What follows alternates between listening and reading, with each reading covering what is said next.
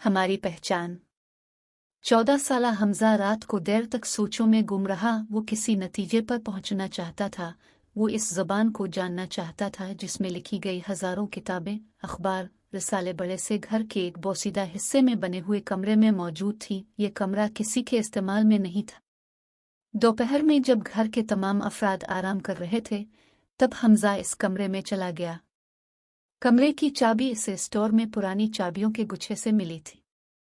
कमरे में कई अलमारियां किताबों से भरी हुई थीं।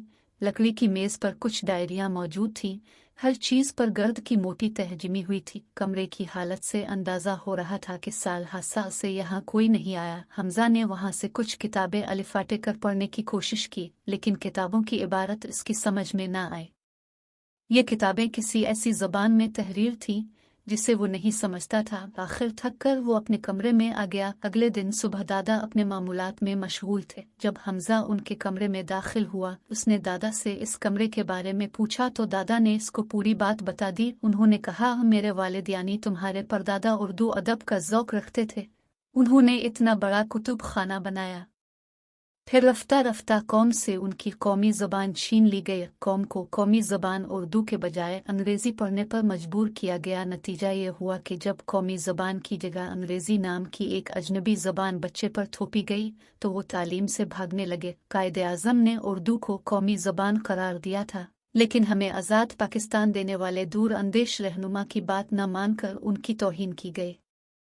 वतन दुश्मनों का मकसद पूरा हो गया। जितने भी तरक्की याफ्ता ममालिक हैं, सब ने अपनी अपनी कौमी ज़बान में अपने बच्चों को तालीम दी। चीन, जर्मन, रूस, बरतानिया, फ्रांस, अमेरिका वगैरह किसी ने अपने बच्चों को गैर मुल्की ज़बान में तालीम नहीं दी। दिल रोता है, यहाँ अंग्रेज़ी के खंजर से उर्दू को कत्ल किया जा रहा है। उधर मोबाइल फ़ोन ने उर्दू रस्म और ख़त को ख़त्म करने की ठान ली, यानी उर्दू को भी अंग्रेज़ी हुरूफ में लिखा जा रहा है। एक अंग्रेज़ फ़लसफ़ी ने यह बात यूँ कही, ज़बान ख़त्म करने के लिए किसी कुतुब खाने को आग लगाने की ज़रूरत नहीं, रस्म और ख़त बदल देना काफ़ी है। उर्दू बिगाड़े में अखबार और टीवी चैनल बराबर के शरीक रहे।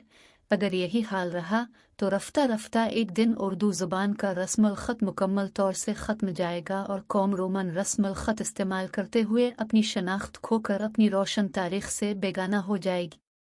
ज़रूरत के तहत अंग्रेज़ी ज़रूर सीखो, लेकिन अपनी तहज़ीब और सकाफ़त को ख़त्म ना करो।